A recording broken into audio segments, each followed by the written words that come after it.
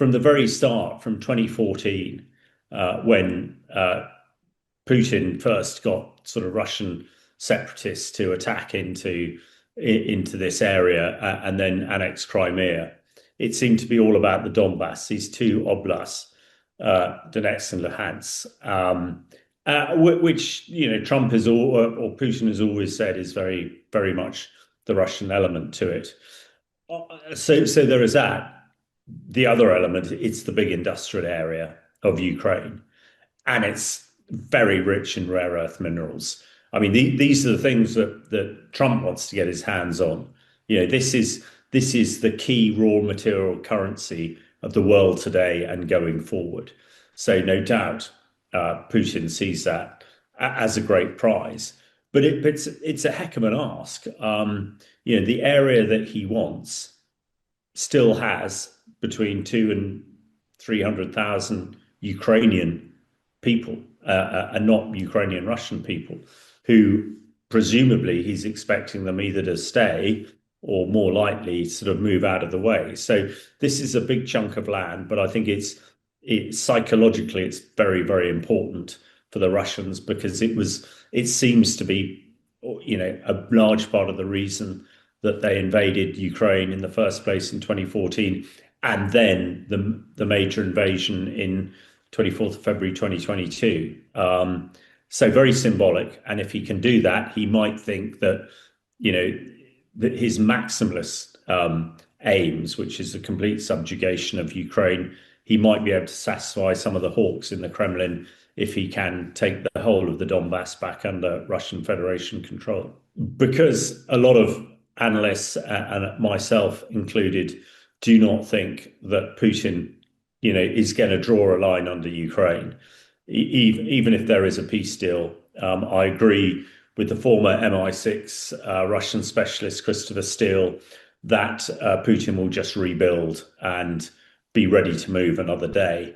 If he has the Donbass, has this belt, he's really straight into the heart of Ukraine. They're going very much easier and better, particularly for armored forces. And one could see that, it wouldn't take a hell of a lot to then push through to Kyiv and the rest of Ukraine. So from a strategic position and an operational battlefield, this area is pretty key, because potentially it opens up a whole lot else, which is why if the Donbass is ceded to Russia, having a really strong European military force in Russia is absolutely essential to prevent that happening. I think after the weekend summit in Alaska, where a lot of us who follow this very closely were slightly deflated by what came out of it and the sort of the closeness of Putin and Trump. Actually, yesterday's meeting in the White House with President Zelensky and the key European leaders was very positive. And most importantly, Trump gave security guarantees to Ukraine. Some of his staff saying it was like a Article 5 type arrangement, which is hugely significant. There's all talk about Ukraine not being able to join NATO, but actually they don't need to if Trump's going to give them an Article 5 security arrangement. So I think things seem to be very positive.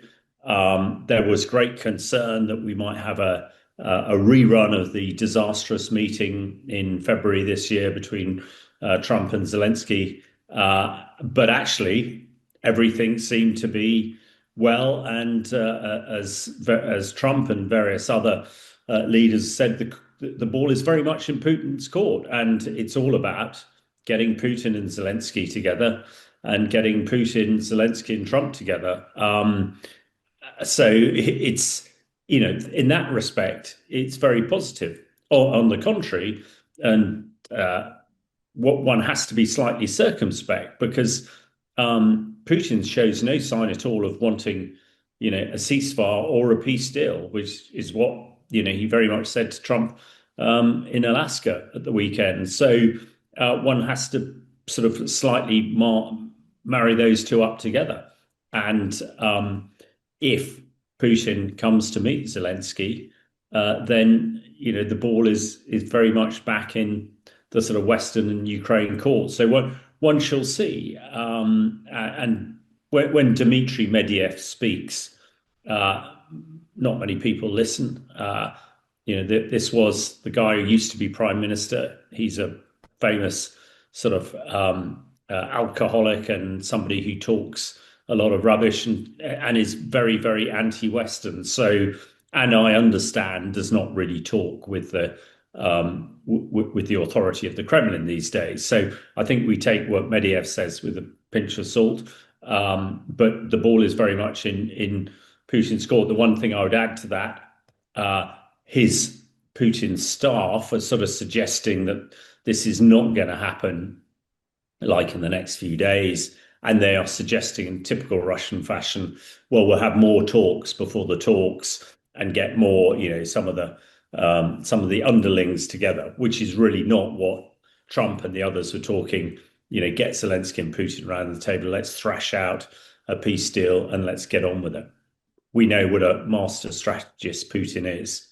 And of course, he's always said that that Zelensky is an illegitimate leader and he doesn't recognize him.